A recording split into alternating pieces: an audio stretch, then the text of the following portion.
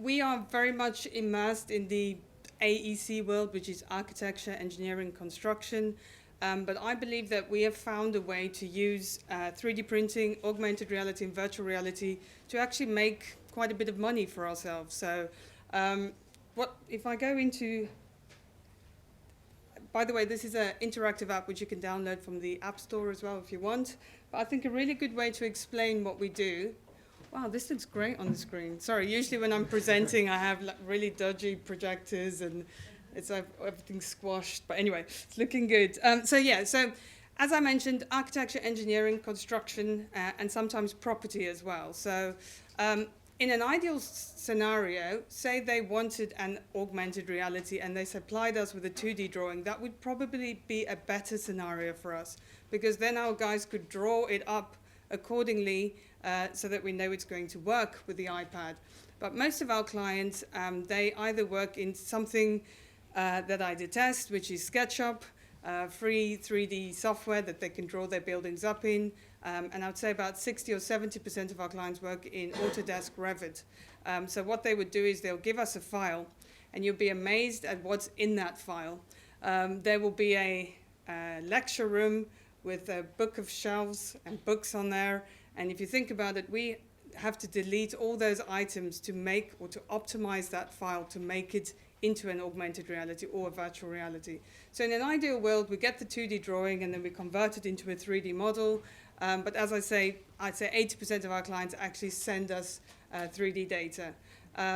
So how we sell ourselves as a company is that I don't know of another company that does 3D printing, visualization, so that's your usual CGIs, animations, but AR and VR, and 3D laser scanning, which is terrestrial scanning in buildings or handheld scanning. We do that all under one roof. And our selling point is that when our clients come to us and they give us a file, we're already thinking, is it going to be 3D printed? Okay, yes. So we will add a 1.5 millimeter wall thickness because it's going on a powder printer, or 0.5 millimeter because it's going on a plastic printer. Or do they want an augmented reality? The iPad Air can only take, 1.2 million polygons. So we are thinking about all of that when we're prepping the files. And that's kind of our selling point to our clients. So we'll make them a typical CGI for construction, or we'll do a high-end CGI for architects, or we'll perhaps create an animation, a little fly-through, so you'll see there's a storyboard here, or we can do 3D printing. So what I'm going to, if you just pass me the building, that's it. So this building over here, that is the little one. So to give you an idea, that would probably cost, most people ask, how much will it cost? I want to show you that 3D printing is a lot cheaper than what you think it is. So that will cost £95 to produce this model. So you notice everything's hollowed out. So we will do that for our clients. Just to give you an example, Foster & Partners is probably our largest account, and they have 6 powder printers of these. They fill them up every night, and then they fill up at least 3 of our printers. They no longer work in 2D. Everything is 3D. Everything is evaluated. Do we like it? No, chuck it in the bin and do another one. It's heartbreaking because it takes us ages to get it out the printer in one piece. Remember, it's made of powder, and then we see them chucking it in the bin. But anyway, so about £95, and then the big one is about that big, and it will fill one of our powder printers. So if you could pass that one around. You could just... What I'm going to do is just pass a few bits around. So I just thought I'd bring some fun things as well. So this is Cyril. We're now 3D printing people's pets, so you can scan them in and then 3D print your pets as well. I was just telling the ladies over there that we've done the first cat, which was quite tough, because you can imagine that they would not sit still. Also, same printer, full color, so it works with CMYK and True Black. It means it can print up to 6 million colors. That's why Cyril looks realistic. Clark's, we work with Clark's to 3D print. That one. I brought along, I was trying to find something retail or tourism. Anyway, I brought a bottle. And I've been 3D printing for 10 years, maybe 11 years. This is one of the first models I ever printed. It completely fascinated me about 3D printing, that you could make a model with a screw cap and a label. It's a little bit old school because it's like 10 years old, but I brought that one along for some nostalgia. Okay, I can hold on to those for now. Okay, just go back into there. So that's your powder printer going around, and that's probably the printers that we use the most because they are the fastest. They're also the most affordable. Can you keep an eye on the time? Because I haven't brought any form of watch. Okay, what have I got? You've got 10 more minutes. Oh, right, okay. So the other, and this is very exciting for me, I can't wait to go back to London because tomorrow we are getting the UK's largest 3D printer delivered to our offices. Right. So it builds, woohoo! It builds 1.5 meters by 750 millimeters by 650 deep. So that, think about that, you can put an entire car bumper in there, an entire dashboard, and at the moment all people in the UK have to send to Belgium to get that done. So we'll be the first company having that machine. So that's very exciting. So this is a part that's been done on it. You can see now you've got much more detail. Oh my goodness, I broke it. Okay, maybe not send that one. Anyway, this is also fun. This is actually apparently a conversation that's been recorded and then 3D printed. Here we go. And then finally, very exciting, this is a multi-material printer. So if you have a look, you've got really strong white ABS type material and ending in rubber at the other end. So all printed on the same machine and also has a functional part. So have a quick look through there, that's pretty cool. Anyway, okay, so let me get on to what we do to make money effectively. So what I'm going to do is I'm going to show you some examples of 3D printed models that we do and what we create for our clients. And then I'll show you a few examples of augmented reality that we've done. To give you an idea, most of the clients that we produce something for, they are trying to win work. And we are trying to make their presentation look glamorous. So that's either going to be a 3D print. If I come out of here and go into photos. So for instance, if we're working with a MEP company, we will 3D print out their pipe models. I like to call them pipe models. For them, this is amazing because they get to see their product and the full color of the printer works really well. This again is a really good example of 3D printing. 8 tiles joined together. That's the new route that the M4 is going to take. Now imagine trying to explain that in a document. It doesn't work. No, but put the model down in front of you and it really works. Look at the detail that you can achieve on that. And then also there's also a removable section, and that's the landfill that you can pull out of that. One of my favorites, Victoria Tube Station. So that model's about that big, that wide, and that is everything above the perspex is how you enter into the ticket hall, down the escalators, and this we do for Transport for London so that they can show customers what changes are going to happen. What else can I show you?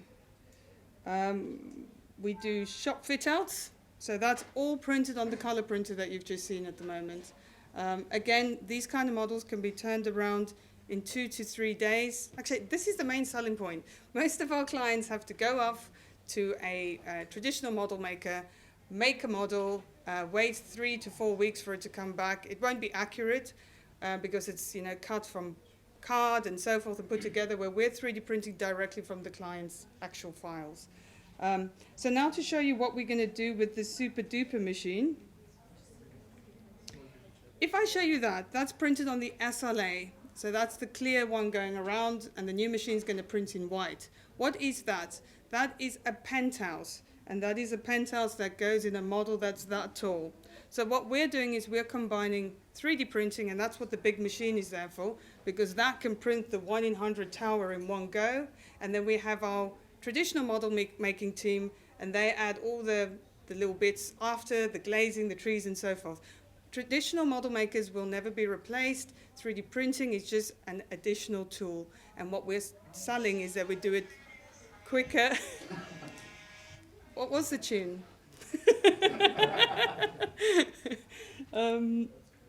So let me see what else to show you. And also just another example, we've produced an oil rig. So again, 3D printed all the elements, and then the traditional model making team has put it together. If I go.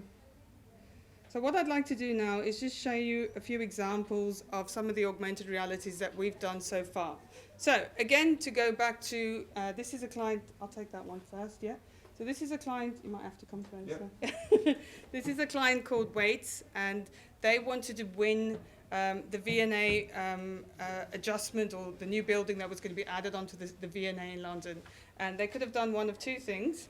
They could have written a really dull 20-page document on how a one-way traffic system would work to allow the customers or the clients still to attend the university. But instead, they decided to do an augmented reality. So It's a flat picture. yeah, so that's a Google Earth image of the area, which is the light. If the light shines on it, it's going to struggle. So let me.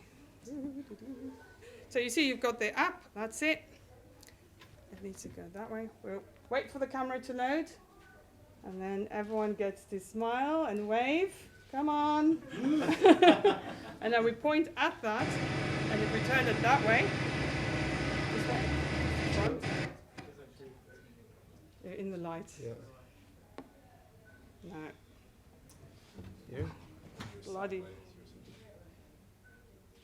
No. Okay, let's go back that way a bit. Sorry guys. See, that's the downfalls of AR.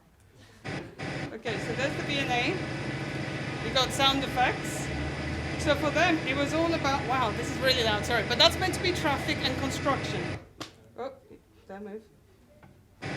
So for them, it was all about showing the one-way traffic system, the construction process happening in the background. Just keep it like that. It was all about those two, the truck moving through and the people. You'll see the construction process actually happening in the background.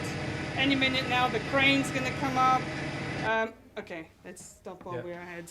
Okay, and then to be a little bit extra, they also decided to do a virtual reality. So yeah, we're using the same iPad again, but now we're at the V&A. So you can see that we ran out of time, because when there's a bid, you get 2 weeks to make something, so everyone looks the same. Except for, I got to show you this because I don't get it, that one random guy over there. So what they wanted to do is, I'm going to pull back and not get run over. What they wanted to do was to give the pedestrian the opportunity to walk the route. I'm really bad at this, so I always get run over. Hold on. To walk the route. So then you've got your wait signs. Okay, I'm not too great. There's a sign saying business as usual. Yeah. And then you get to walk the route, and if I stop over here, there's a little gap, and you actually get to look through and see the construction process. So that was much more fun than writing a 20-page document. They won it, and I'd like to say it's down to these. But that's a really good example of what we've done. Do you think we should show some more? Have I got more time? Yeah? So this is a kind of high-end property developer. They're doing a development in Birmingham of a building right next to the station. So they are printing out high-end brochures. Hi, everyone. They're printing out high-end brochures. These brochures get sent out to their clients. Their clients then are asked to download the app. Good marketing for them. They then download the app, and then they point at the pattern that's printed in the book. Too much light. And there's the building. So for them, it was all about the roof garden. And obviously, if you turn the marker around, you get, or walk around the building, you get. You're quite good at it. You get a hang of it. Okay, then one more. If I can have the jet one, you get the idea. They actually work a lot better if there's not a glaring light on it. So this one is held that way. By the way, Hobbs is part of a printing company, yeah? Hobbs Reprographics. Look how bad my marker is. So this morning I ran to the office before I got the train. I printed this out, and just it's embarrassing. Anyway, so this is a company called E2V2. They exhibited at the Excel Center, and one half of their stand was this jet, and it was huge. So the bigger the marker, the bigger the item is. So what we're going to do is we're going to wait for it to load, and then you'll see when I point at. Let's wait for it to load. When I point at the marker, this was exciting because I always do buildings, and suddenly I got to do a jet. So it flies in, which is kind of cool. Then you click on the missile, it opens up, and it's very dull, but what they were selling was the actual semiconductor in a missile. But anyway, I didn't say that. Hopefully then no one's in the room. You can click on the ISD, you can come back. So it's a really good selling tool for them. I learned what a decoy was. I never knew before. That is a decoy. I think I've signed an NDA on this. No, I'm only joking. I'm joking. So yeah, that just it's kind of cool because the jet flies in. Anyway, so there are some examples of what we do, how we make money from it, and I really believe that we've found the gap in the market for making this a successful business. So thank you very much for your time. Okay. Thank you. Okay, Michelle, we're going to take some Oh yeah, sorry. questions. Just to clarify on the cost of the model, the 95 years, does that involve 95 euros. pounds? Okay. We'll take pounds even, okay. It Just does testing you there. It doesn't include file fixing. That's what I was going to Yeah, ask, yeah. yeah. So you got it, like the rendering from 2D to 3D, that's extra. Yeah, so that building we actually drew up from 2D to 3D, and as you saw, it would take us a day to draw it up, and I would probably charge that out at about £400 for the day to draw it up. But as I say, 90%, or let's go with 80% of our clients already design in 3D. Those construction or architects design in 3D. And then of course we work with McLaren Formula One, and when they send in a model, it is just ready to print because they've been doing it for many, many years. So did you know at any given time, on the Formula One car, McLaren, 80 parts have been 3D printed when it's racing. So that's exciting. That's why they never win. What can I say to that? Not printed by you, printed by some other company. That would you guys. Right, Antonis?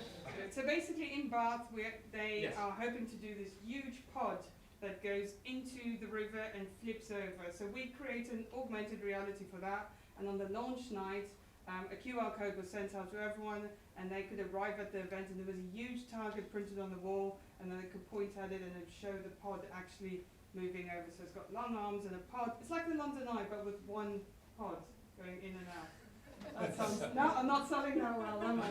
No, it's really cool. So if you guys want to come and chat to me afterwards, I'll show it to you. So, okay. And that's tourism. Okay, thanks everyone.